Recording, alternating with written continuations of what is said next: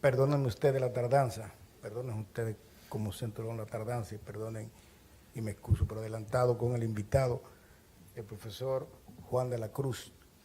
Pero Juan de la Cruz viene de la capital, es profesor de la Universidad Autónoma de Santo Domingo y se le presentó un inconveniente con una clase que tenía y esa clase le retrasó el viaje porque tuvo que excusarse.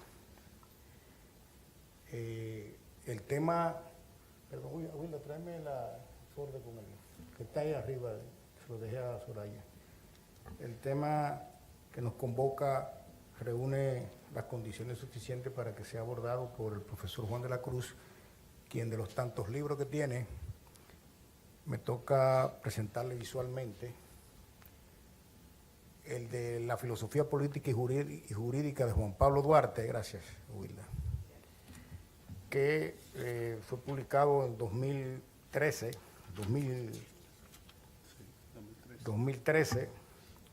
y fue premio Fungloder de ensayos en el 2012. El premio se llama Pedro Francisco Bonó. Esa obra tuvo ese impacto y posterior a ella, el profesor Juan de la Cruz también produjo Independencia Nacional, Campañas Militares y Participación Popular. Esta obra es 2015, muy reciente. Cuando la compañera Wilda Reyes, nos pidió que hiciéramos una actividad relacionada con el tema del mes de la patria, inmediatamente pensamos en el profesor Juan de la Cruz, porque precisamente sus dos obras habían sido temas de diálogo y de conversatorios en la UAS y en otros lugares, en la Universidad Autónoma de Santo Domingo, en otros espacios, y esta que ganó el premio. Hoy, Duarte, en el ideario de la Independencia Nacional, que cuando Will y yo hablamos, pensamos que no fuera solamente de Duarte, sino cómo Duarte se proyectó, cómo se vinculó y cómo se construyó esa Independencia Nacional, veíamos que Juan de la Cruz podía muy bien hacer ese perfil de Juan Pablo Duarte. Graduado de Historia de la Universidad Autónoma de Santo Domingo, con educación superior, una maestría en la Universidad Iberoamericana y del País Vasco, una maestría en Filosofía en un Mundo Global.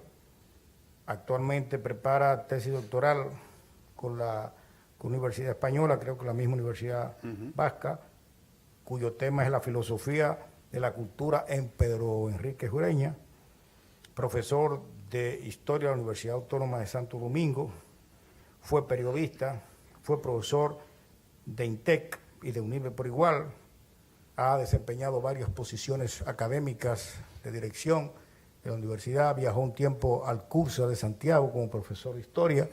2 años. 2 años, y fue profesor junto conmigo, viajábamos juntos a San Juan de la Maguana, sigue siendo profesor en San Juan de la Maguana de Historia. Actualmente dirige un departamento en la Universidad Autónoma de Santo Domingo, departamento de evaluación. El departamento de acreditación y certificación de la UAS. Exactamente, que ha hecho especializaciones en el área, periodista un tiempo, y es cibaeño porque él es de Cebico. Arenoso de Cebico. Arenoso de Cebico, Juan Sánchez Ramírez. Con ustedes, Juan de la Cruz. Saludos. No sé, no vamos a...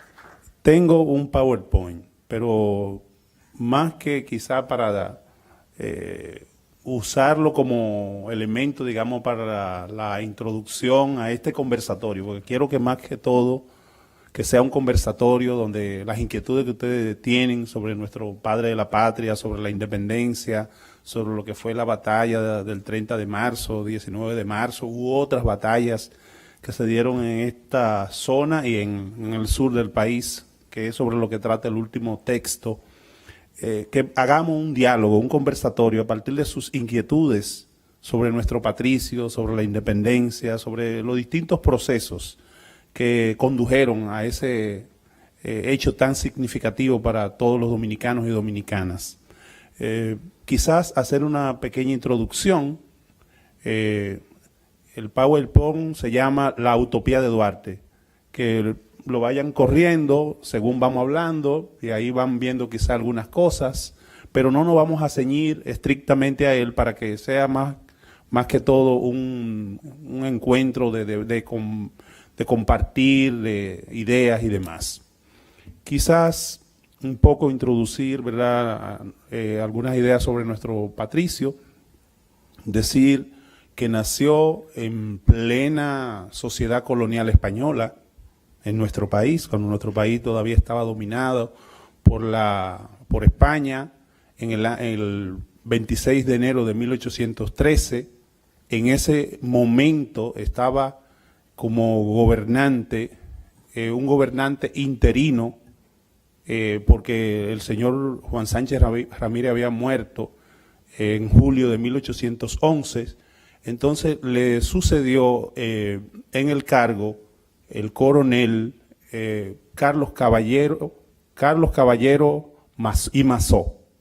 Fue quien le sucedió en el cargo, que estuvo provisionalmente en esa posición hasta que España designó un nuevo gobernador, al brigadier Carlos Urrutia, que posteriormente la población dominicana, por la disposición suya a que todo el mundo sembrase algún producto de consumo, o sea, el tipo de víveres en el patio de su casa, la población, sobre todo capitaleña, le denominó Carlos Conuco o Carlos Batata. Un elemento muy característico, porque la población de la ciudad de Santo Domingo no estaba acostumbrada al cultivo, ¿verdad?, sino que era a las afueras de la ciudad. Entonces, este individuo, por la situación de precariedad alimentaria que había en la colonia, dispuso que toda la población, que todas las familias debían cultivar en el patio de su casa o en el frente de su casa, dependiendo de la extensión, ¿verdad?, que tuviese el patio o el frente, para que hubiese, en este caso, la posibilidad de que la población no siguiese pasando hambre como hasta ese momento.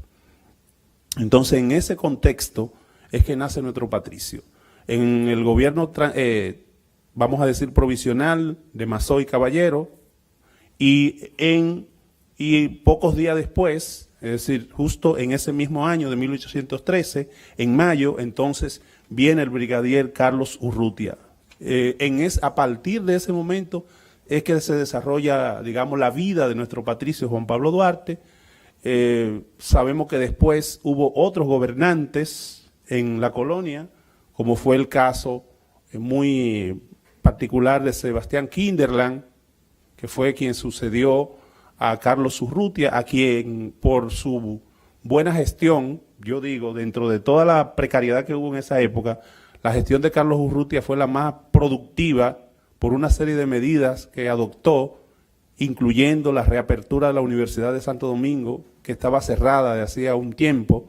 Él la reabrió en el año 1815 y el primer prócer dominicano, José Núñez de Cáceres, fue el primer rector, vamos a decir, laico de nuestra universidad, porque los rectores anteriores eran rectores vinculados a la Iglesia católica, que era quien prácticamente regía la universidad hasta ese momento. Entonces, José Núñez de Cáceres fue designado por él en 1815 y a partir de ahí, pues, un poquito la colonia empezó a mejorar. Hubo incluso personas visitantes, o sea, que vinieron a estudiar desde Venezuela, desde Puerto Rico, desde La Habana, Cuba, y desde otros países de América Latina vinieron a estudiar a nuestra Universidad Autónoma de Santo Domingo por el brillo que había adquirido a partir de esa gestión del señor Carlos Urrutia y de José Núñez de Cáceres como rector de la universidad. A partir de ese momento entonces, se puede decir que la colonia empezó a caminar y como vieron la gestión positiva de este señor, entonces le asignaron a él en otra colonia más grande que fue Guatemala. O sea, lo designaron a él entonces como gobernador de Guatemala y en su lugar nombraron a Sebastián Kinderland. Este no dio pie con bola, no tomó medidas positivas como el señor Carlos Urrutia y prácticamente hubo que quitarlo al cabo de 2 o 3 años, 2 años más o menos. Y entonces fue enviado el señor Pascual Real I, que fue a quien justamente José Núñez de Cáceres le dio un golpe de Estado revolucionario, podríamos decir, y proclamó el primer Estado independiente de nuestro país, conocido como Estado Independiente de Haití Español. Esto ocurrió, como sabemos, el 1 de diciembre del año 1821. A partir de ahí, pues, inicia se da un intento de independencia en nuestro país, que nuestro gran intelectual, Pedro Enrique Ureña, dice que fue la verdadera independencia. ¿Por qué él dice la verdadera independencia? Porque la mayoría de los países latinoamericanos de quienes nos independizamos fue de España, mientras que la independencia de 1844 fue una especie de separación frente a los vecinos, ¿verdad?, de al lado, a los haitianos. Entonces, por eso él en uno de sus textos dice que la primera independencia dominicana real y conforme a como se había dado en Hispanoamérica era la independencia encabezada por José Núñez de Cáceres. Que a propósito, en el caso nuestro, tuvimos la oportunidad de contactar a familiares de José Núñez de Cáceres en un viaje reciente que hicimos a México. La universidad tiene ese propósito de investigar lo que fue su estadía en el estado de Tamaulipas, México, en la ciudad Victoria, que fue donde él vivió, donde incluso hizo política los últimos años de su vida, estuvo vinculado a un gobernador allí, y él era como el asistente de ese gobernador, José Núñez de Cáceres, de manera que es un elemento de interés para la universidad en cuanto a investigar más lo que fue la estadía de Núñez de Cáceres, prácticamente del año 1823, cuando él se fue de aquí en el 22, cuando entró el señor Jean-Pierre Boyer a Venezuela, y en Venezuela, como todavía estaba el gobierno colonial español, al que él había destituido aquí, no lo aceptaron, lo deportaron y justamente lo deportaron a México, y en México entonces él se vinculó políticamente y duró haciendo política del 23 al 46, que fue cuando él murió en esa ciudad de Victoria, del estado de Tamaulipas, México. Dicho esto entonces, para que tuviésemos más o menos ese contexto, podemos decir que nuestro padre de la patria pues estudió en principio de la mano de su madre, Manuela Díez, que fue que le enseñó las primeras letras, y luego de una amiga suya de apellido Montilla que se ofreció a seguir cultivando a nuestro futuro patricio, ¿verdad?, en lo que eran las primeras escrituras y los primeros elementos, digamos, educativos. Posteriormente, entonces, fue inscrito en una escuela de varones, como se estilaba en aquella época. Había escuela de señoritas y escuela de varones, y allí él adquirió un buen nivel de conocimiento hasta el punto de que su hermana, la más vinculada a Duarte en sus quehaceres proindependentistas, Rosa Duarte, en sus apuntes, dice de nuestro patricio que ya a los 8 años recitaba el catecismo de memoria. Eso es algo prodigioso para en aquella época, ¿verdad? Y teniendo en cuenta de que apenas tenía él 8 años, ya había aprendido a leer y escribir y a memorizar, y además era un joven muy despierto. Todos sus amigos, según cuenta Rosa Duarte, lo admiraban porque era una persona que compartía lo poco o mucho que tuviese, lo compartía con los demás. O sea, un individuo muy cooperativo con sus amigos, por ejemplo, con sus amigos, compartía los libros en el almacén de su padre, Juan José Duarte, y prácticamente se granjeó toda una admiración en la escuela, fuera de la escuela, producto de ese liderazgo natural, vamos a decir, que tenía Juan Pablo Duarte. Como sabemos, cuando se produce la ocupación haitiana, pues una parte importante de los centros educativos del país, sobre todo del nivel superior, como la Universidad de Santo Domingo, se ve obligada a cerrar sus puertas. ¿Por qué? Algunos dicen cerró su puerta y creen que fue que el gobierno haitiano la cerró porque se convertía en un elemento contrario a ellos, sino por la disposición de Jean-Pierre Boyer de establecer el servicio militar obligatorio para las personas mayores de 15 años, 14 o 15 años en adelante. Debían hacer servicio militar obligatorio y eso evidentemente los profesores eran sacerdotes en su mayoría, no estuvieron de acuerdo con la dominación haitiana, muchos de ellos se fueron a otras colonias españolas y asimismo los estudiantes, que la mayoría tenían de 15 o 16 años en adelante, pues evidentemente que tenían que hacer servicio militar obligatorio, por lo cual la Universidad de Santo Domingo cerró sus puertas, aunque en principio el gobierno haitiano había designado a un señor de nombre Andrés López de Medrano, que había incluso sido uno de los intelectuales que apoyó a José Núñez de Cáceres en lo que fue la independencia efímera de Núñez de Cáceres. Y, sin embargo, en esa circunstancia fue designado Andrés López de Medrano como el rector. Primero era vicerrector y luego pasó a rector. En apenas unos meses duró él en esa función, porque en el 23 ya se cerró la universidad y prácticamente el señor López de Medrano, al igual como lo había hecho Núñez de Cáceres, se fue a otra colonia española, en este caso a Puerto Rico. Andrés López de Medrano, para su información, fue el primer intelectual en escribir un libro de filosofía en la República Dominicana. Fue un texto de lógica, se llama Lógica y luego dice Filosofía destinada a la juventud. Eso fue escrito en 1813, justo en el año que nació Duarte, y fue publicado en 1814 por la Capitanía General de Santo Domingo. De manera que eso nos da la idea de que los intelectuales que estuvieron vinculados al primer proyecto de independencia de Núñez de Cáceres eran intelectuales de alto nivel.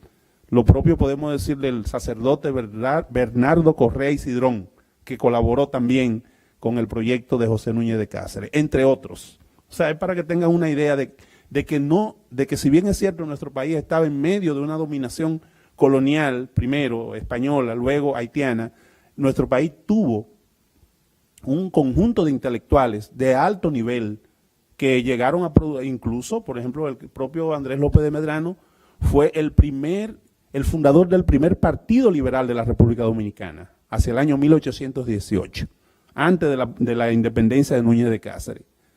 Se atrevió incluso a corregir en muchos aspectos la famosa Constitución de Cádiz de 1812 e incluso organizó sindicatos de desastre, de talabartero y de todo. Es decir, era un individuo no solamente con una vocación de intelectual, sino con una vocación de organización de los sectores menos favorecidos de la sociedad. En definitiva, toda esta situación, como le dije, desemboca en que el señor Juan Pablo Duarte ya tener edad de entrar a la universidad y la universidad estar cerrada, eso fue hacia el año 1828, pues sus padres entienden pertinente enviarlo a España, donde tenían familiares, eran procedentes de Barcelona, sus padres, y entonces aprovecha que un amigo de Juan José Duarte, Carlos Pujols, me parece, iba de viaje hacia Estados Unidos, Inglaterra, Francia, y finalmente iba a llegar a Barcelona, España. Y Juan Pablo Duarte le fue encomendado a ese amigo para que hiciese el recorrido con él y finalmente lo dejase en Barcelona, España. En efecto, esto fue lo que ocurrió. Juan Pablo Duarte pudo conocer, pudo aprender mejor el idioma inglés, que lo había empezado a desarrollar aquí, y allí en Estados Unidos duró como un mes y algo, o 2 meses, y allí pudo perfeccionar un poco el inglés. Después fue a Inglaterra unos días y allí también pudo practicar, ¿verdad?, el idioma. Luego a Francia y allí también perfeccionó el francés, que ya lo conocía desde aquí, porque todos sabemos que se había impuesto el idioma francés como idioma oficial a partir de la instalación del gobierno de Jean-Pierre Boyer. Es decir, era una especie de políglota, nuestro padre de la patria. Hablaba varios idiomas, perfectamente bien lo llegó a hablar, varios de esos idiomas. Y esto nos deja ver entonces que finalmente llega a Barcelona, España, donde dura por espacio de 2 años estudiando el doctorado en Derecho, porque en aquella época no se hablaba de licenciatura, sino un doctorado en Derecho, que apenas le faltaron varias asignaturas y la presentación de la tesis para culminar para obtener el doctorado, cuando finalmente él entiende que la única posibilidad que tenía en nuestro país era que embarcarse en un proyecto independentista. Y por eso, a su regreso, hacia el año 1800, finales del 31, pues prácticamente decide retornar a su país con esa idea. Y cuando le preguntan que qué fue lo que más le impresionó de Barcelona, o de Cataluña, cuya ciudad más importante lo era Barcelona, él dijo que los fueros municipales que allí se desarrollaban. Cuando se habla de fueros municipales, estamos hablando del poder municipal, lo que aquí llamamos el municipio, que allí desde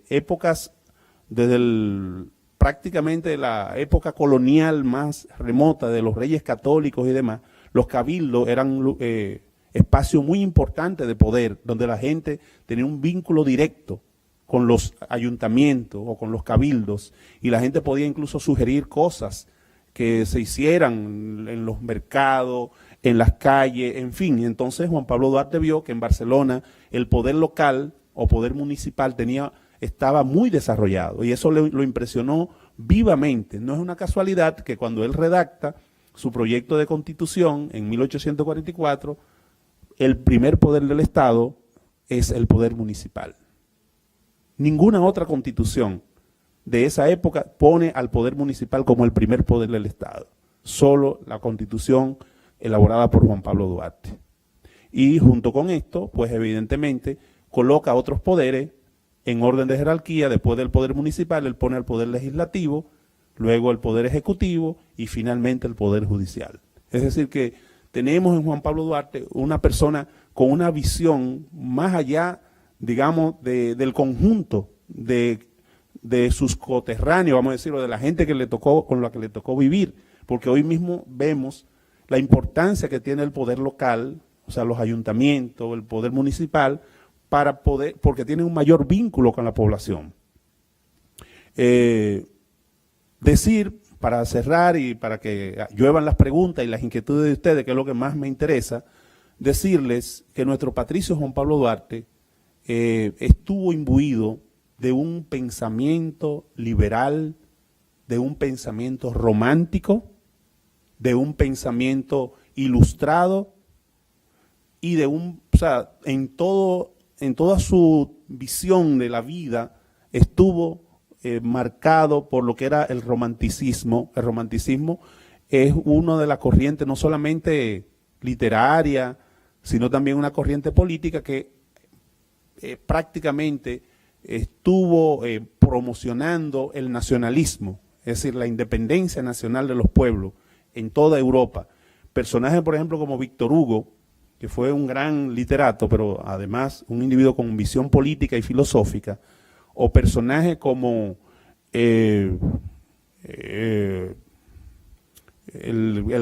poeta español, un poeta importante de España, José Espronceda, que fue perseguido por sus ideas románticas y por haber incluso creado una sociedad muy similar a la que Duarte creó luego, muy parecida a la Sociedad Secreta de la Trinitaria.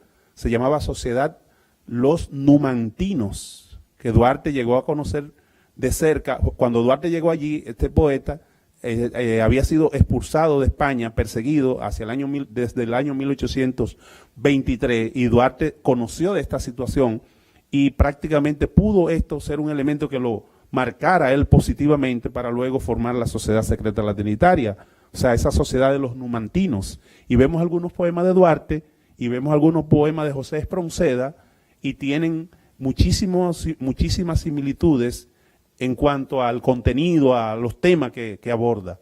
En definitiva, lo que le quiero decir es que nuestro Juan Pablo Duarte fue un individuo de ideas liberales, de ideas ilustradas. Las ideas de la ilustración la vemos en su proyecto de constitución, cuando habla de que el gobierno debía ser civil, democrático, republicano y sobre todo electo por voto universal. Ahí estamos viendo a Juan Jacobo Rousseau, cuando habla de las elecciones como medio básico digamos, de elegir a las autoridades. Vemos también a Montesquieu, cuando habla de la división de los poderes públicos, ¿verdad? Y vemos también en Duarte el hombre romántico por esas ideas nacionalistas y por esas ideas incluso de una patria libre, independiente, para que todos los dominicanos pudiésemos tomar las decisiones que estimásemos más convenientes, sin sujeción a ningún poder extraño. Es decir, vemos en Juan Pablo Duarte un individuo con una claridad meridiana que aún hoy día alguien que se pone a estudiarlo, como es el caso nuestro cuando escribimos ese libro, la filosofía política y jurídica de Juan Pablo Duarte, conocía de Duarte, pero ahí fue que yo me di cuenta de que Duarte es un personaje excepcional al nivel de los pensadores más grandes de América Latina y probablemente de los pensadores más, diríamos, con mayor vuelo del mundo. Me atrevería a hacer esa afirmación.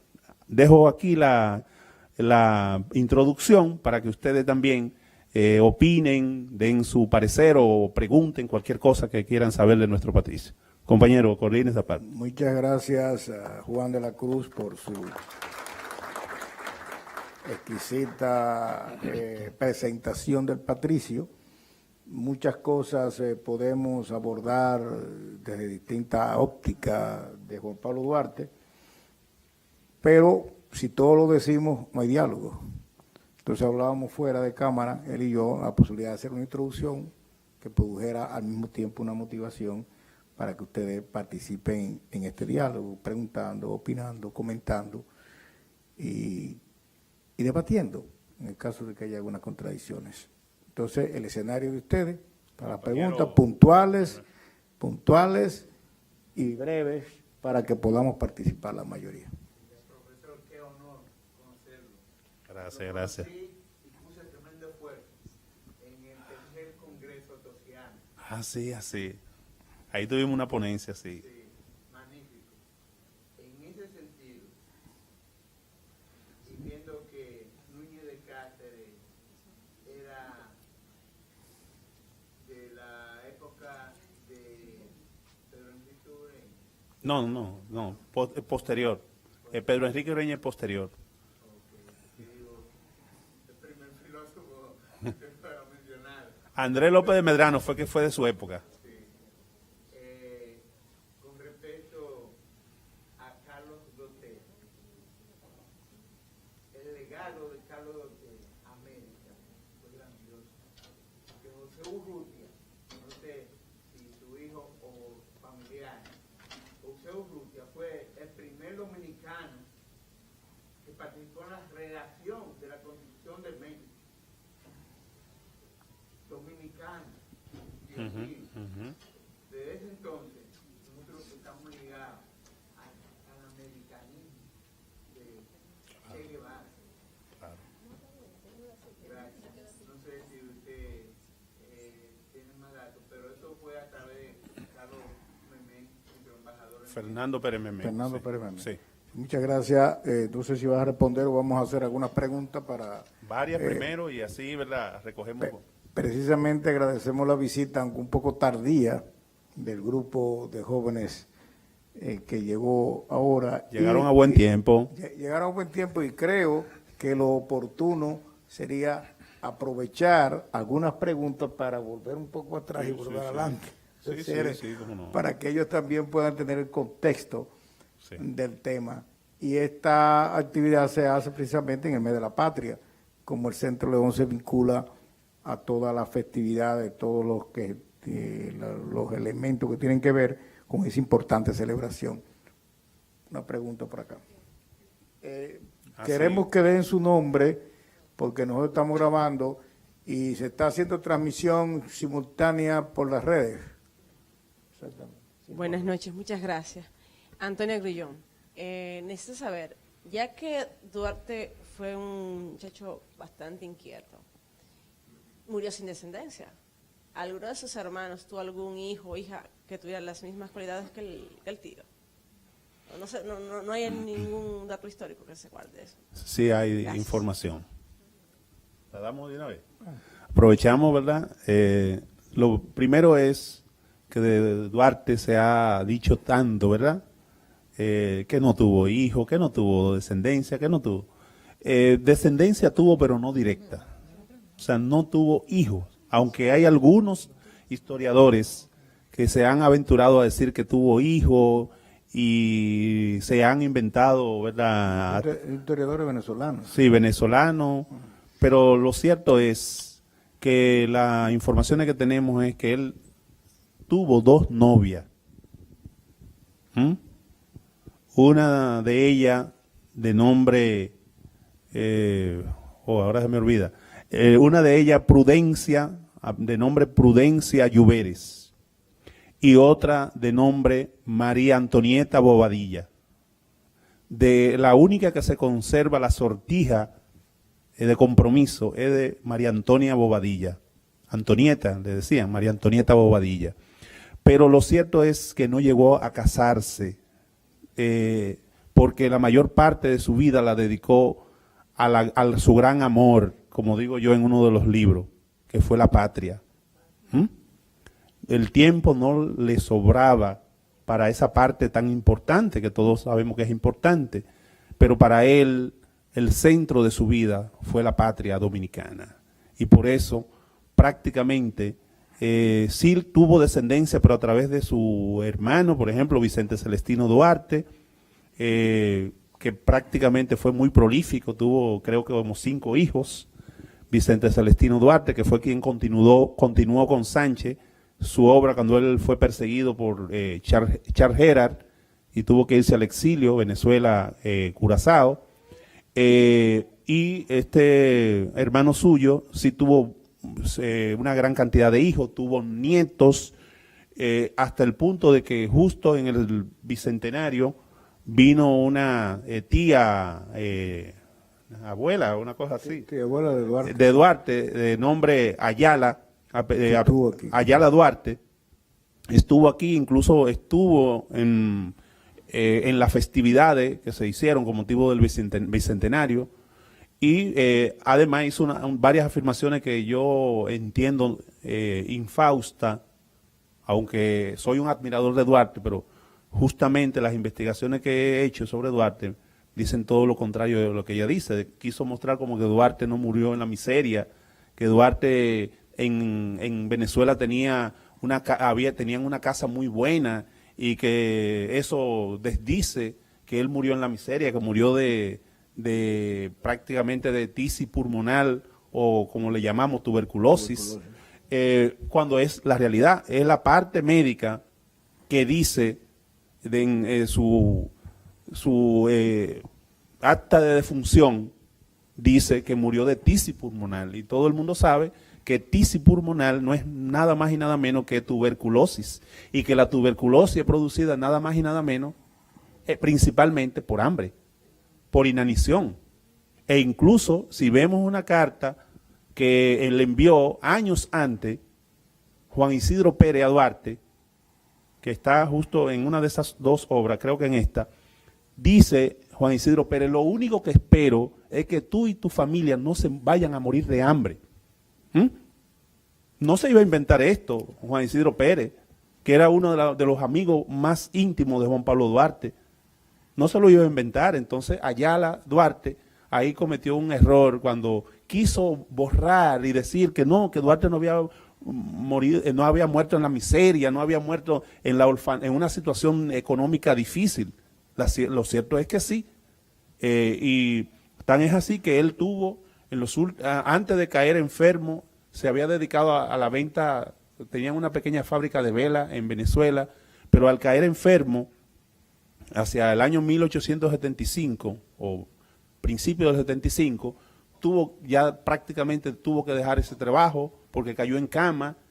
Incluso en ese momento el presidente de entonces, José María, José María González, González, le envió una comunicación pidiéndole que retornara, porque el país, decía Ignacio María González, que ya el país estaba en una situación de estabilidad económica, de estabilidad política, y que el país lo recibiría con los brazos abiertos si él venía a nuestro país, pero la enfermedad en que ya, el estado de su enfermedad era prácticamente final y no pudo atender esa petición que le hizo Ignacio María González de venir a nuestro país con su familia.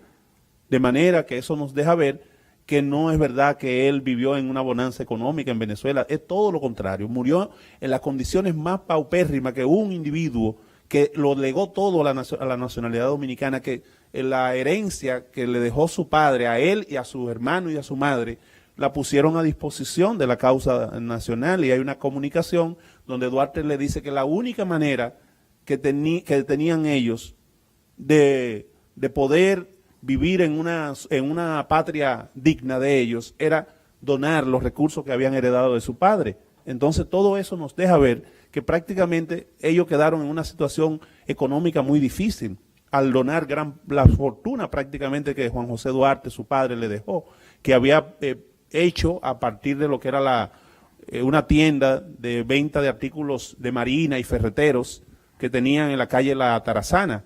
Entonces, prácticamente ahí yo entiendo que Ayala Duarte no habló con la verdad cuando quiso un poco borrar, ¿verdad?, ese pasado que casi nadie quiere que se le vincule con la miseria. Pero si usted murió en una situación de inanición, de miseria, usted tampoco lo puede ocultar. Bien, otras preguntas. Por aquí, perdón. Buenas noches, Jennifer Ortega Rodríguez. Siempre me ha interesado la vida de Juan Pablo Duarte y la comparo con las cosas de ahora. Me gustaría saber cómo era el contexto, cómo eran las personas de ese tiempo, porque en los 21 años que tengo de vida no he conocido un joven así y dudo que lo conozca antes de morirme, porque hoy vemos a la República Dominicana, en nuestro país, todo lo que pasa y a nivel mundial, y no vemos ya esos héroes. Entonces me gustaría saber cómo era el contexto donde él se desarrolló y cómo eran las personas de ese tiempo, si eran más educados que nosotros, si eran más sabios y eso. Gracias. A mí me gusta justamente preguntas como esa, porque nos permiten entonces decir que cada época produce los líderes y los personajes que se requieren.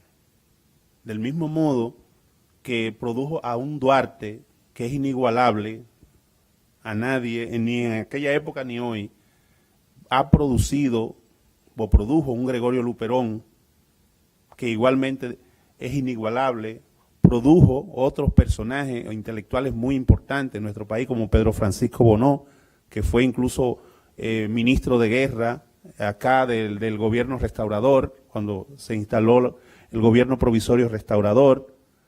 Produjo personajes como Mella, que igualmente fue ministro de guerra en la Guerra de la Restauración y luego al final de sus días fue designado vicepresidente como homenaje a lo que había sido su labor con lo que fue el famoso manual, ¿verdad?, de guerra de guerrillas que elaboró para que pudiésemos vencer a las tropas españolas.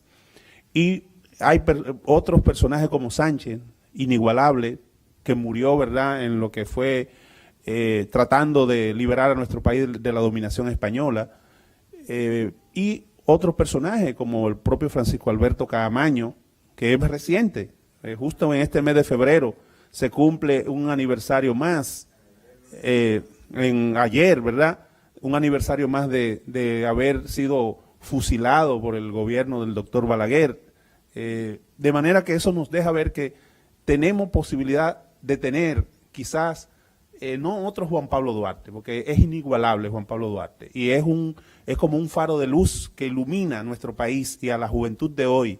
Y yo soy de lo que dice que la juventud de hoy está librando su propia lucha. El hecho de librar una lucha, como la libró la juventud de nuestro país, por el 4% de la educación, es la otra forma de luchar por la libertad. Es la otra forma de luchar por la independencia. La lucha que están librando estos pueblos del Cibao por que Loma Miranda sea parque nacional es la otra forma de luchar como Duarte lo hizo. Es la otra forma de luchar por la soberanía, para que ninguna empresa extranjera venga, ¿verdad?, a explotar nuestro yacimiento sin importarle los ríos nuestro y las aguas que van a nuestros hogares, que entonces llegarían totalmente contaminadas y sin que nosotros podamos, ¿verdad?, entonces disfrutar de ese bien que es de todos los dominicanos.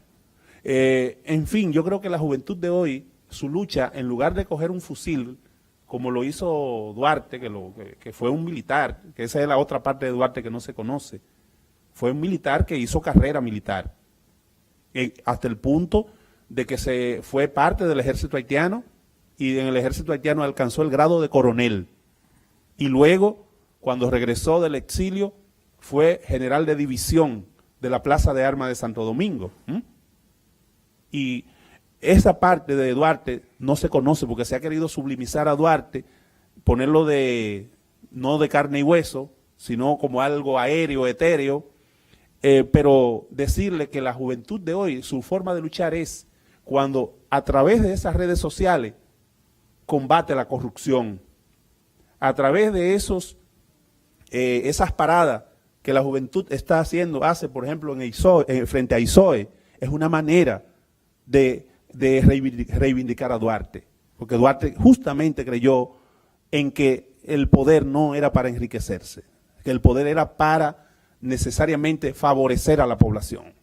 Entonces, es la otra manera, de verdad, de seguir los ideales de Duarte. Esa lucha, por ejemplo, a través del Twitter, a través de las redes sociales, criticando todas las cosas malas que hace un gobierno, que hace un funcionario, es la nueva manera de luchar por la soberanía, es la nueva manera de luchar por la libertad. De manera que no sintamos que nosotros no estamos haciendo nada, estamos haciendo, quizá debiéramos hacer más. Todos, no solo a la juventud, todos, pero por lo menos hay jóvenes y hay personas adultas que están preocupados por nuestro país. Y es la nueva forma de nosotros comprometernos y entender que Duarte sigue siendo una luz que ilumina nuestro camino. Y que por eso en uno de los textos que tiene ese libro dice Juan Pablo Duarte, nuestro antiimperialista mayor, o el más radical de nuestros antiimperialistas, porque pudo claramente definir las potencias que querían adueñarse de nuestro país. Dijo que los Estados Unidos, dijo que España, dijo que Inglaterra, dijo que Francia, y lo identificó como las 4 potencias que querían repartirse el país. Y en efecto, en distintos momentos históricos, una u otra quiso alar para su lado. Y hoy sabemos que nuestra independencia todavía está mediatizada por los Estados Unidos, ¿verdad? De manera que Juan Pablo Duarte fue un visionario. Y nosotros lo que debemos hacer es simplemente seguir sus huellas. La inquietud suya es una muestra de que usted puede ser, si no un Duarte, porque en este caso no es varón, ¿verdad?, sino hembra, pero puede ser una Rosa Duarte, que fue su hermana predilecta, no porque no quisiera a las demás, porque ésta se identificó plenamente con la lucha que él libraba y llevó en su falda pólvora la noche del 27 de febrero, corriendo el riesgo de que los haitianos la identificaran, que llevaba en su falda ella y la otra, diríamos, prócer, María Trinidad Sánchez, también, ambas, en esa noche del 27 llevaron los cartuchos y pólvora en su falda, ¿verdad?, metido por debajo de su falda, para, en este caso, hacer posible la independencia de nuestro país. Lo dejo ahí para que...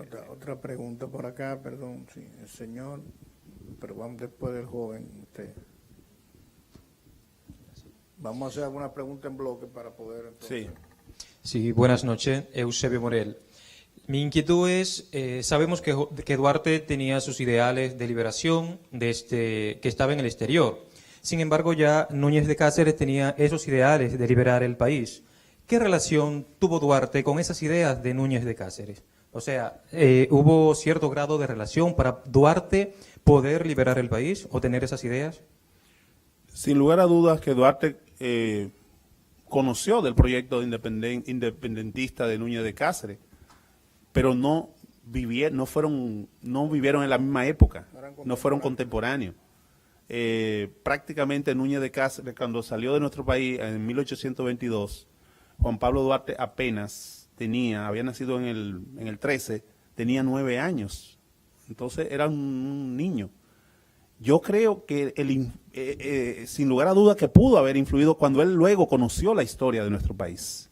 Ahora, ¿qué digo yo que tampoco los manuales de historia no lo recogen? Pudo influir de una manera tan determinante en él que hasta prácticamente le marcó y le llevó a asumir una postura independentista. Digo que su propio padre, Juan José Duarte, el único de los comerciantes españoles en esa época que no firmó un manifiesto de apoyo a Jean-Pierre Boyer. El único que no lo firmó fue Juan José Duarte. Y eso se regó en esa zona colonial, que era apenas una pequeña ciudad, como pólvora. Se regó esto, de que Juan José Duarte se había atrevido a desafiar al gobierno haitiano y no firmó ese manifiesto de apoyo al gobierno de Jean-Pierre Boyer.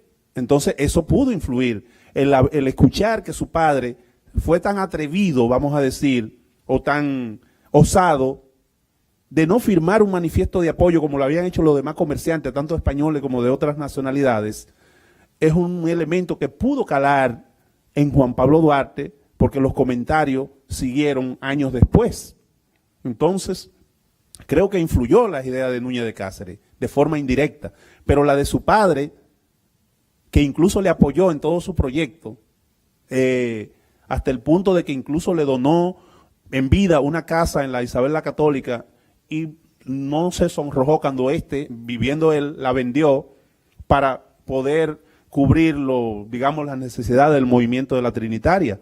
Entonces, esto nos deja ver cuán importante fue el apoyo de su padre y de su madre, Manuela Díez, en lo que fue el proyecto independentista, y de su hermana Rosa Duarte ni hablar, que prácticamente lo idolatraba a su hermano mayor. Esa es la realidad. El señor acá. Perdón.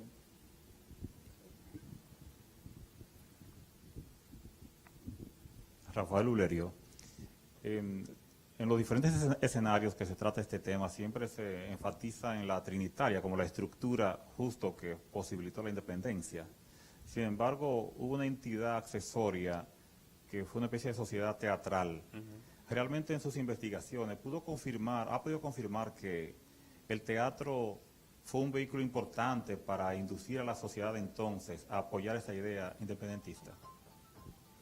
Sí, hubo dos formas públicas de propagar las ideas independentistas, que fue la filantrópica, que a través de la filantrópica hacían distintas actividades con los jóvenes de entonces, actividades de tipo reflexivo sobre filosofía, sobre teología o sobre algunas asignaturas que eran de interés de los jóvenes en ese momento, derecho, matemática, geografía, que para Juan Pablo Duarte la geografía era muy importante, entre otros elementos. Entonces, por esa vía, todos los jóvenes inquietos, era como una vía para entrar, ¿verdad?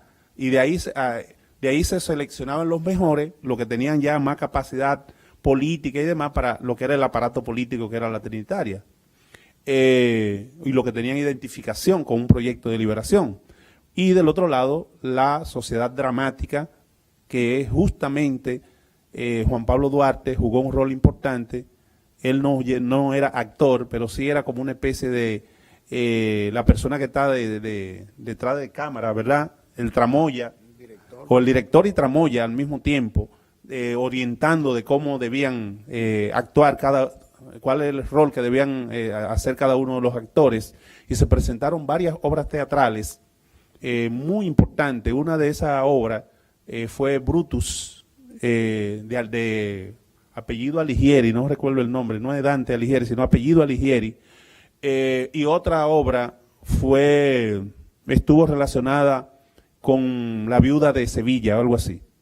De manera que fueron dos de las muchas obras que ellos prácticamente pusieron a disposición de la población, y donde incluso en varias ocasiones el gobierno haitiano pasó a verificar si las cosas que se decían estaban en el libreto o era algo que espontáneamente los actores estaban diciendo, porque habían cosas que se referían a Francia y le pegaban muy bien al gobierno haitiano en ese momento por medidas un poco dictatoriales que estaba tomando, y cómo había como una vinculación entre el libreto, que lo que decía el libreto de esa obra, y lo que estaba pasando en nuestro país en ese momento. De manera que varias veces el ejército haitiano paró la función para ir a ver el libreto, a ver si en verdad lo que estaban diciendo los actores lo decía esas obras que ellos montaban. Es decir, que jugó un rol importantísimo, tanto para integrar a la juventud como para concientizar a las personas no menos jóvenes.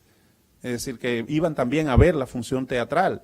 De manera que jugó un rol muy importante la sociedad dramática en el proceso de concienciación de la población. ¿Alguna otra intervención, pregunta? Dile el micrófono.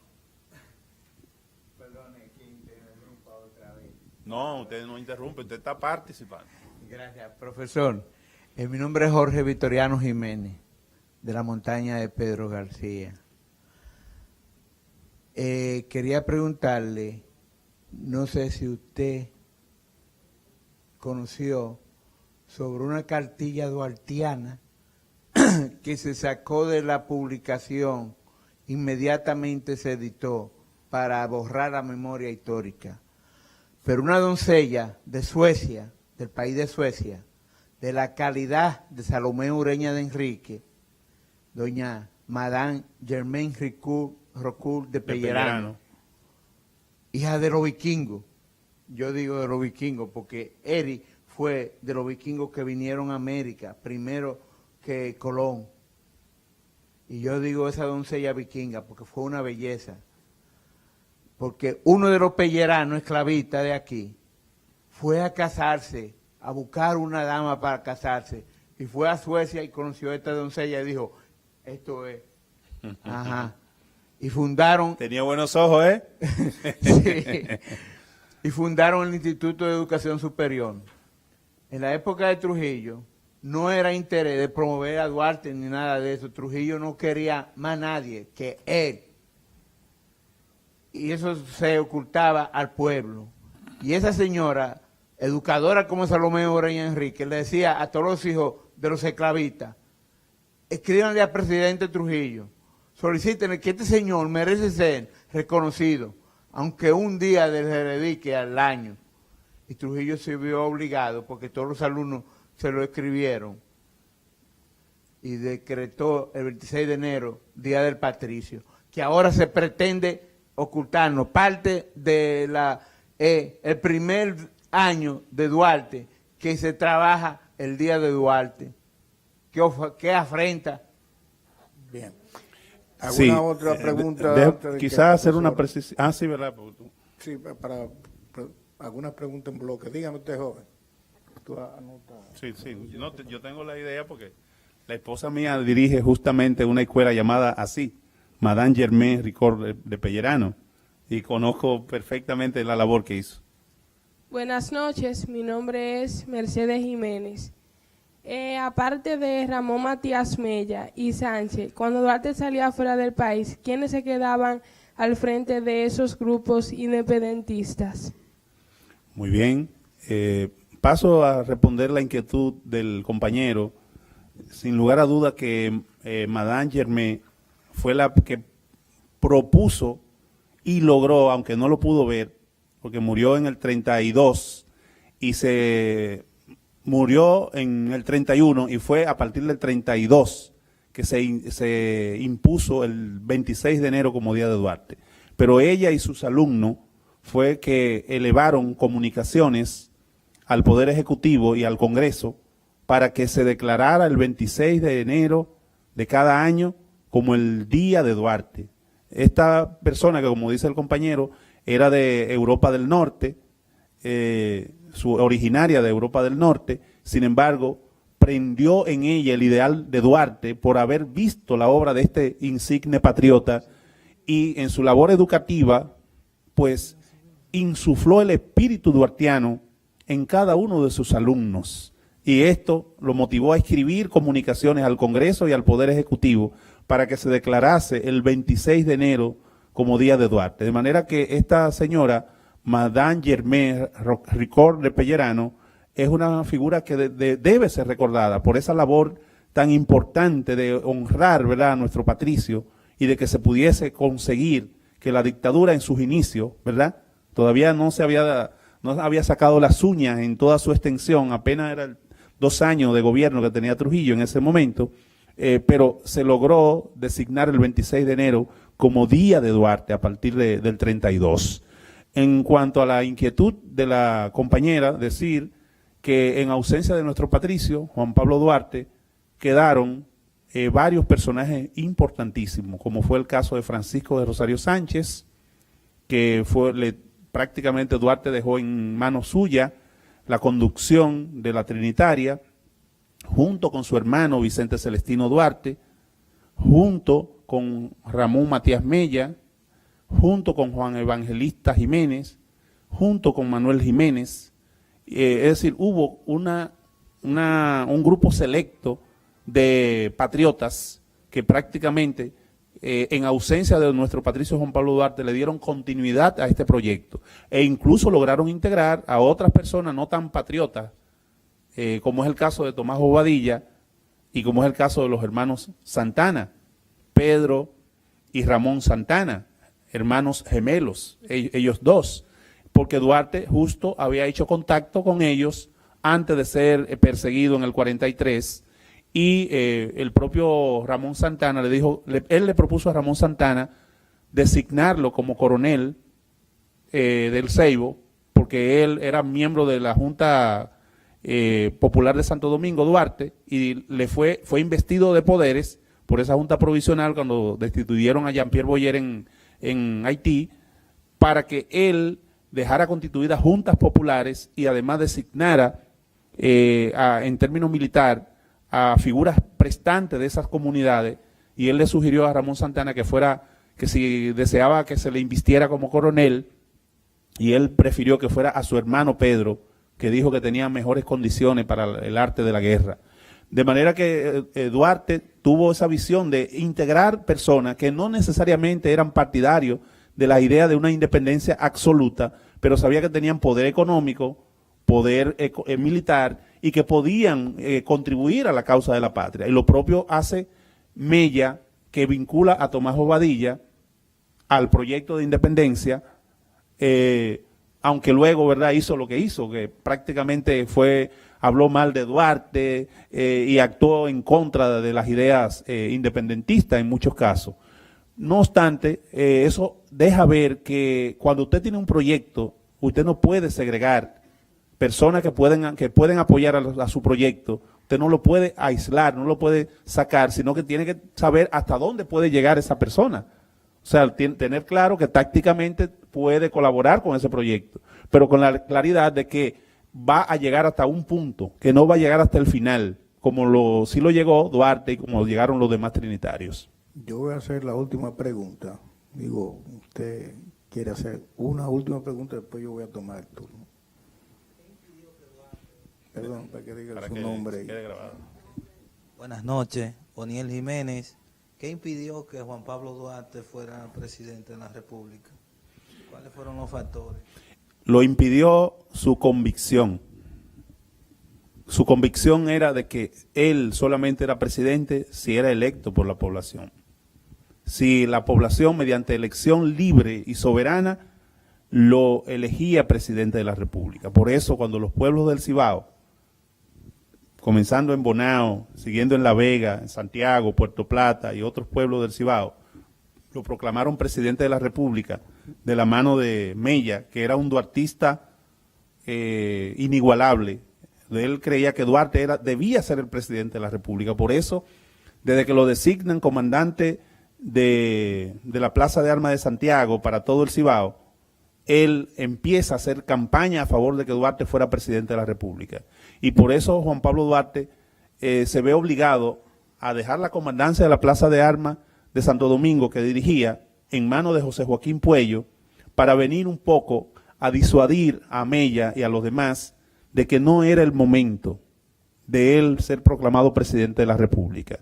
Que si el pueblo en una elección libre lo seleccionaba, él no tenía ningún inconveniente, pero que estando Sánchez en ese momento en el poder, él entendía que estaba en buenas manos, porque era un verdadero trinitario, y era quien en ausencia suya había conducido el movimiento de la trinitaria a buen término hasta el punto de que se proclamó la independencia nacional. Por eso, él, lo que impidió que él fuera presidente es que no tenía esa ambición de poder desmedida que hoy tienen muchos de nuestros dominicanos que aspiran o que viven la política partidaria, que quieren ir al poder mucho para llenarse los bolsillos, o otro para ser visto como mesías, individuos que son predestinados, ¿verdad?, a salvar a los dominicanos, cosas por el estilo. Duarte no se vio como un mesías, Duarte se vio como un ciudadano simple, a pesar de su sabiduría y a pesar de que era muy querido por mucha gente, no se le fueron los humos a la cabeza. Fue una persona que tuvo siempre los pies en la tierra y que sabía agradecer. Por eso, siendo Sánchez el presidente, él jamás iba a aceptar ser proclamado presidente, porque él sabía que él, aunque no lo fuera, él lo iba a entender como que él había traicionado a su amigo, quitándolo del poder, que lo puso él mismo, porque fue la acción que se llevó a cabo contra Bobadilla el 9 de junio de 1844, la encabezó Juan Pablo Duarte, con los oficiales de la Plaza de Armas de Santo Domingo, destituyendo a Bobadilla, porque éste había tomado, junto con la Junta Central Gubernativa, una resolución en mayo de 1844, una resolución mediante la cual se ponía en práctica el Plan Levasseur, que buscaba el protectorado de Francia a cambio de la entrega de la península y bahía de Samaná. Y Juan Pablo Duarte fue, como dice Juan Isidro Pérez, el único vocal dentro de la Junta que se opuso a esto.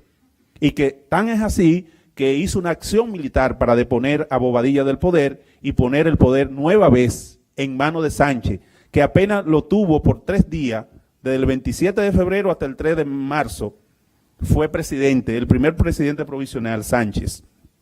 Pero los sectores conservadores inmediatamente tuvieron mayor poder en la Junta, entonces quitan a Sánchez y ponen a Bobadilla como el presidente de la Junta Central Gubernativa. Y entonces Duarte lo que hace es restituir en el poder, a partir del 9 de junio, a el señor Francisco de Rosario Sánchez. Y él asume la comandancia de la Plaza de Armas de Santo Domingo y designan, como dije, a Mella como comandante de la Plaza de Armas de Santiago, y que justamente cuando se produce la batalla del 30 de marzo, él se encontraba en San José de las Matas buscando refuerzo, porque pensaban que los haitianos iban a venir por la cordillera, por la loma, como dice el compañero, por la sierra, y entonces, de donde es el compañero de esa zona, ¿verdad?, pensaban que era por ahí que iban a venir los haitianos. Y entonces Mella empezó a reclutar personas en toda esa zona de San José de las Matas, en la sierra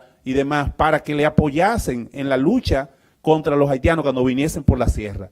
Lamentablemente no vinieron por ahí, sino que vinieron por otro lado, donde no lo estaba, prácticamente se dieron cuenta porque se enviaron emisarios, y entonces estos emisarios informaron al comandante que designó Mella en su ausencia, que fue al general José María Inver, que era antes de ahí gobernador de Moca, y él entonces lo designa como el comandante de acá, de Santiago, en ausencia suya, porque iba a ganar prosélitos para, si los haitianos venían por la cordillera, por la sierra, entonces enfrentarlo allí. De manera que es un poco para que nos demos cuenta de que la historia ha sido medio contada en muchos casos, pero no ha sido contada debidamente.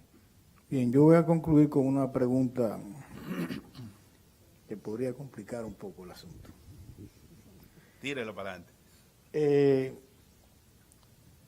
Bueno, Duarte, ya iba un poco la pregunta por donde el joven inició su pregunta sobre Duarte y la presidencia. Nosotros estamos hablando de Duarte hoy. Duarte es una figura trascendental porque Duarte puso la patria por encima de sus intereses. y fue el único político que ha tenido esa entereza en su época. Luego vinieron otros, como decía Juan de la Cruz, que han entregado su vida por la patria. Duarte decía que la política es la más pura de todas las ciencias del hombre. Después de la filosofía. Después de la filosofía. Obviamente hoy la política es un medio de enriquecimiento, como decía Juan de la Cruz. Yo creo que la trascendencia de Duarte está en que ponía todo por la patria. Los bienes de la familia los vende y compran las armas para los trinitarios y se queda sin un centavo. Quiebra la familia prácticamente. Le ofrecen la presidencia en el 57 y se niega a ser Que no presidente. sé, que muchas veces cree que él no, que dice, ¿y por dónde entraron las armas? Entraron por Guayacanes, por la playa de Guayacanes, que hoy pertenece a San Pedro de Macorís. Comprada con bienes de la familia de Duarte. Viene de la familia de Duarte. Y luego Duarte se va a Venezuela, lo envían en el cuarto exilio, y en Venezuela, en el momento en que la patria lo necesitaba, regresa en el 1864 para ponerse al frente, junto con los restauradores, para expulsar las tropas españolas. Duarte siempre estuvo del lado de la patria, siempre pensó en la patria, contrario a lo que muchos dicen que Duarte se fue y se olvidó de la patria, porque duró mucho tiempo fuera. Ciertamente los grandes momentos, el primer exilio fue en 1843, que lo hacen los haitianos, deportan a Duarte. Gran parte de los grandes acontecimientos, incluyendo el 27 de febrero, Duarte no estaba. Pero eso no le quita la dimensión de ser el ideólogo principal del proyecto nacional. Se opone a la venta de Samaná, se opone a los haitianos y se opone a los españoles, porque también se quiere vender un Duarte solamente anti-haitiano. O anti-haitiano, que él no fue anti-haitiano. No, Duarte tenía inclusive un respeto por el pueblo haitiano, pero decía que la patria estaba primero. Entonces se opuso a la venta de Samaná, interesados los franceses y los ingleses por ella, definen lo que eran los Estados Unidos en la época, como bien decía el profesor Juan de la Cruz, se opone a la ocupación haitiana y se opone a la ocupación española, viniendo desde Venezuela a enfrentarlo. Pero la pregunta es complicada. Dos figuras inauguran la República, Juan Pablo Duarte y Pedro Santana. Uno es un político de un perfil y el otro es un político de otro perfil.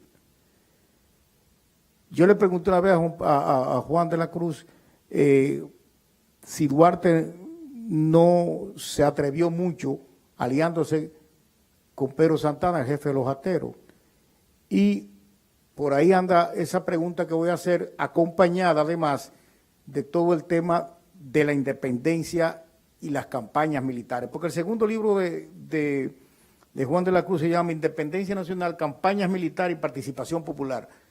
Lo que quiere decir que Duarte era el ideólogo político y siempre se ha querido vender que el jefe de las armas, el que produjo realmente la independencia, fue Pedro Santana, porque fue el jefe militar de la independencia.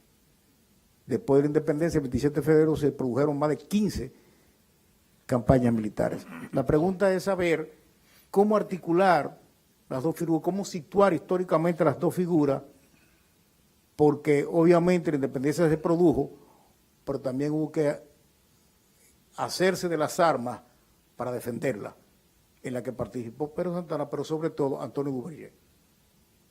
Duarte no cumplió un papel muy importante porque gran parte del tiempo lo tuvo fuera. Es un poco por ahí, aclarar eso para los fines de los estudiantes inclusive que están aquí, porque son de los temas que la historia a veces no maneja con mucha claridad. Sí, usted tiró la pelota caliente. Sin lugar a duda que fueron dos figuras importantes en ese proceso, tanto en el proceso mismo de la independencia como en o el proceso que condujo a la independencia, como ya en sí las acciones que se tomaron después de la independencia para la consolidación de la República.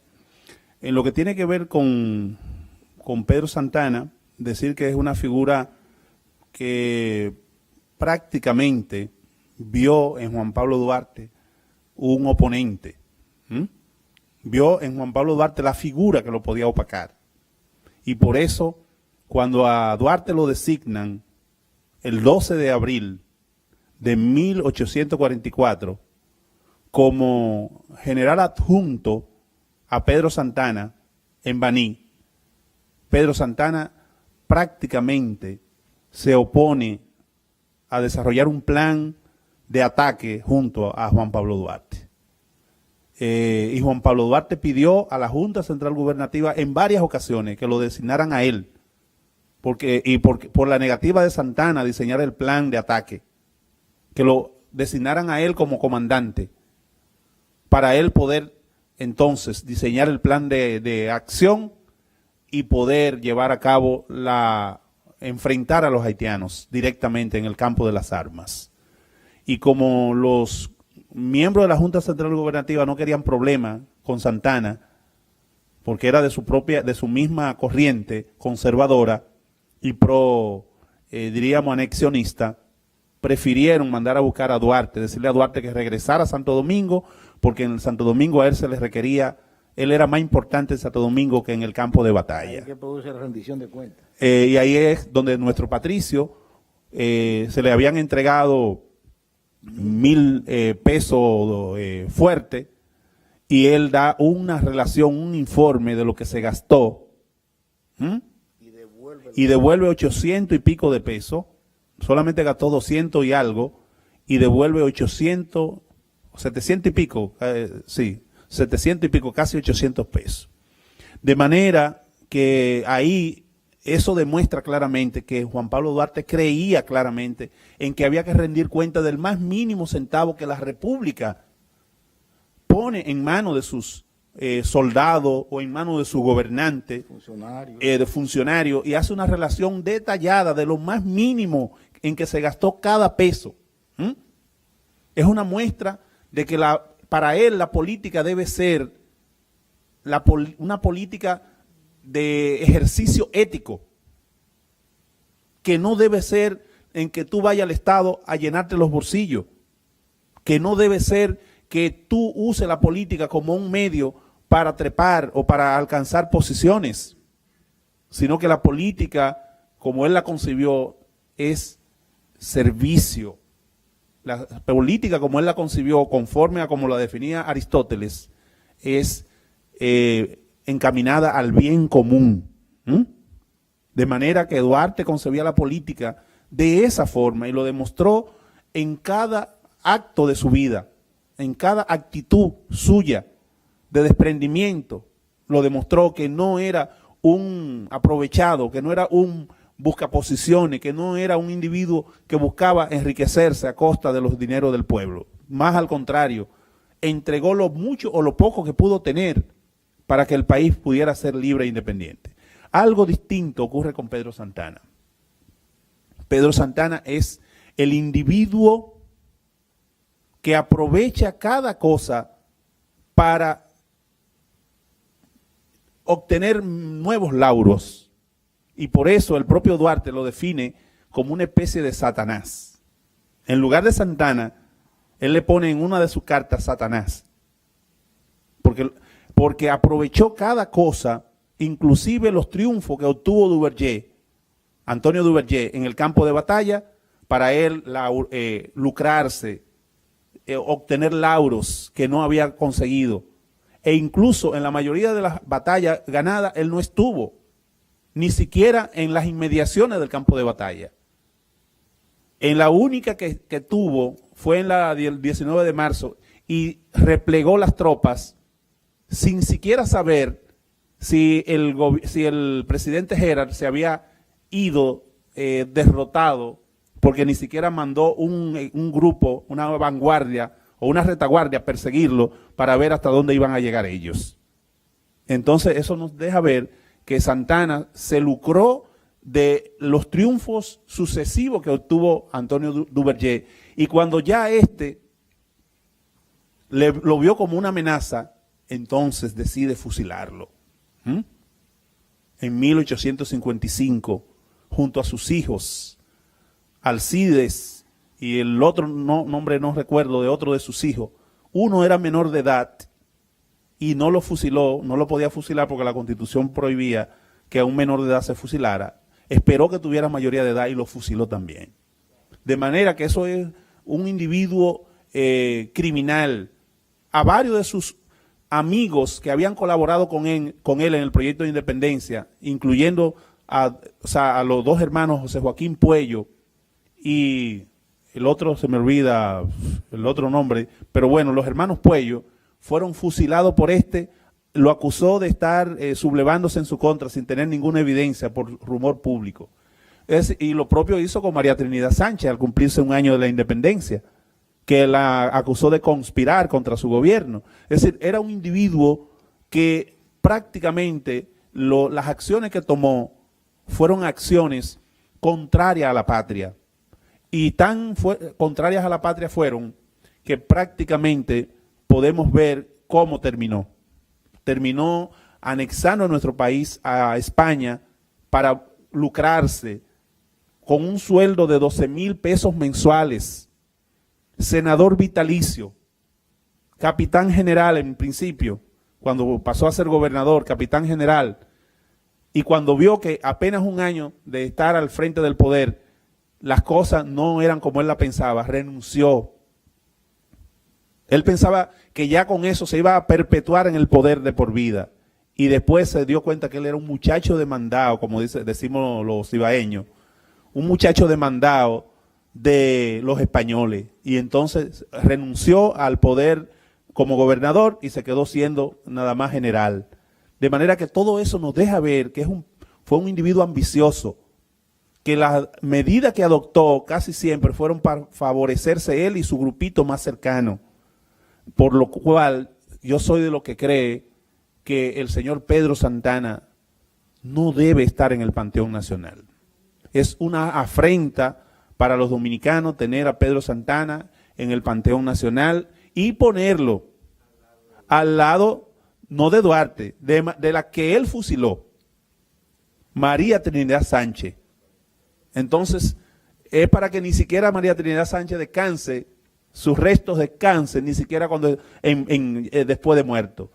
De manera que todo esto nos da una idea a nosotros de cuál fue la actitud de este personaje, que lo que hizo fue aprovechar batallas que él no ganó para lucrarse y para incluso que lo designaran como Marqués de las Carreras, que fue la única batalla en la que él participó directamente, y la mayoría de los historiadores considera que no fue una batalla, sino que fueron como 2 o 3 caramuzas, en donde ya Duvergé en la batalla del Número había derrotado a las tropas haitianas, la había disminuido a su mínima expresión, y la batalla de las Carreras lo que hizo fue que en esas escaramuzas prácticamente completara la acción que había iniciado Antonio Duvergé.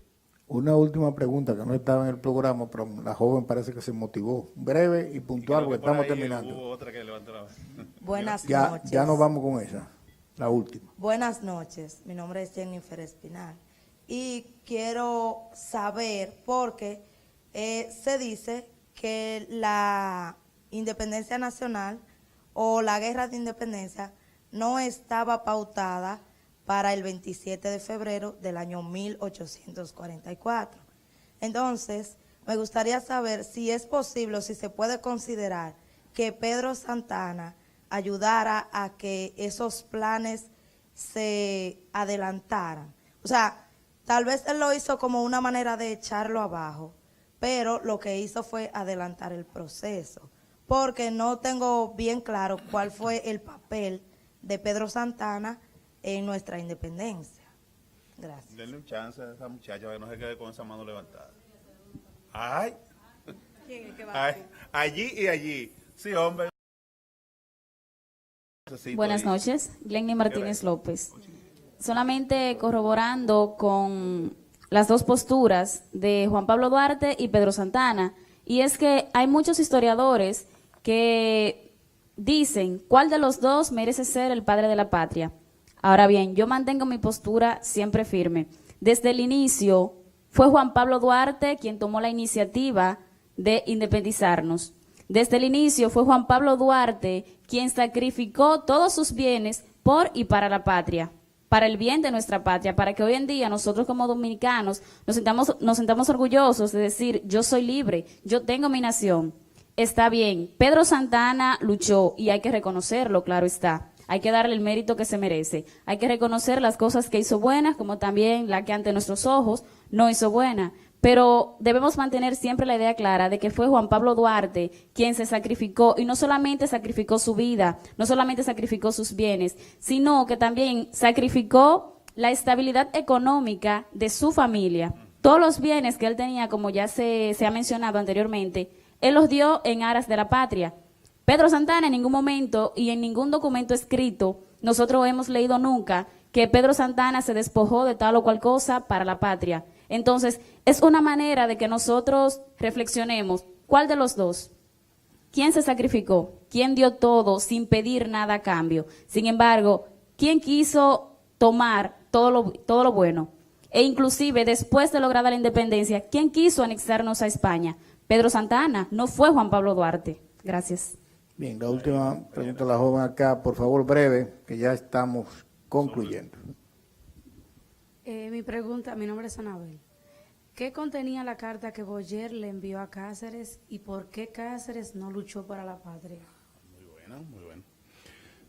Decir entonces, la compañera anterior, la primera de las tres que habló, preguntaba que qué rol jugó Santana, ¿verdad?, en lo que fue la independencia. El adelanto de la fecha, ya hablaba. Y el adelanto de la fecha.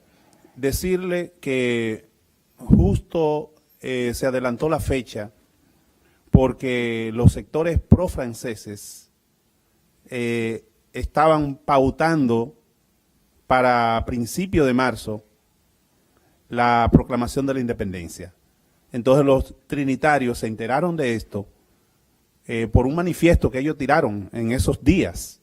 Entonces se emitió un manifiesto ya de la parte trinitaria que salió el 16 de enero de 1844, en donde ya dejaban claramente su posición y firmado como por 50 o 100 y pico de personas, ya dejaban claramente manifiesta su decisión de separarse del gobierno haitiano. Y entonces esto hizo que pautaran para el 27 de febrero, después de tirar ese manifiesto el 16 de enero, un mes después, prácticamente entonces llevaron a cabo pautaron la independencia de la República. Hubo algunas personas que se metieron en miedo porque pensaban que iban a ser reprimidos violentamente por el gobierno haitiano y no acudieron a la cita del 27 de febrero. Por eso es que nuestro patricio Ramón Matías Mella tira el trabucazo para templar los ánimos de los pocos que habían, que algunos estaban temerosos y estaban queriendo retirarse antes de no cumplir con la cita acordada, ¿verdad? Y él entonces, ya para que nadie pudiera echarse para atrás, tiró el trabucazo y entonces de ahí caminaron posteriormente hacia lo que hoy conocemos como la Puerta del Conde o el Altar de la Patria. Y allí estaba otro de los patricios, Sánchez, con un grupo que como lo habían combinado, conversando con Valentín Girón, que era de los trinitarios, pero era el guardia de ahí, de la plaza, de lo que hoy conocemos como la Puerta del Conde o el Altar de la Patria. Valentín Girón era un trinitario, pero era el centinela que estaba de acuerdo con el proyecto independentista y entonces facilitó las cosas para que en ese día, en esa noche, se izara por vez primera la bandera tricolor que habían confeccionado María Trinidad Sánchez, María Bobadilla y otras personas más, y Concepción Bona. De manera pues que en ese sentido podemos decir que el papel de Santana fue más posteriormente. Él fue prácticamente el que aportó los peones de su finca, alrededor de 3.000 peones de su finca, El Prado, que tenía su finca en el Ceibo, se llamaba la finca El Prado, y los peones que trabajaban con él y personas que vivían en los alrededores que le tenían mucha estima y respeto, pues se involucraron con él y formaron, digamos, una especie de ejército de Pedro Santana. Eso es una de las causas de por qué Duarte no pudo quizás enfrentar y vencer a Santana, porque él había tenido un ejército superior al que tenían los trinitarios, porque él había formado su propio ejército. Y esa gente eran fieles a Santana. Si Santana dijo, nos vamos, se iban detrás de Santana ciegamente. Duvergé fue el que logró conformar un ejército también no de él, sino de la República, y lo puso a disposición de la República. Y otro importante luchador, Francisco Soñé, que vivía en Asua, en la Yayita de Asua, prestó su finca para que allí adiestraran a todos los que participaron en la batalla del 19 de marzo.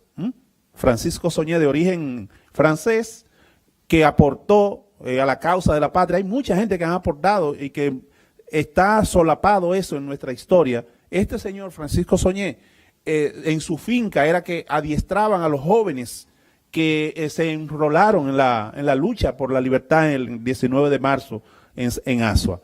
En definitiva, lo que le quiero mostrar es que la labor de Pedro Santana fue después, en la conformación de ese ejército, que respondían a él. Y lo que él decía, incluso cuando desquitan a Sánchez del poder, el 12 de julio de 1844, es porque ese ejército no quiso aceptar a Esteban Roca como en comandante del ejército, cuando el señor Pedro Santana pidió de que una licencia por la muerte de su hermano y que tenía que hacerse cargo de los negocios. Él pidió una licencia y esta gente dijeron, nosotros nos vamos con usted a donde vaya usted. No aceptamos que nos dirija nadie más que no sea usted. Y entonces se fueron con él a Santo Domingo. Y ahí es donde le propina el golpe de Estado a Francisco de Rosario Sánchez el 12 de julio de 1844 y declara traidores a la patria a Duarte, Sánchez, Mella y los demás trinitarios.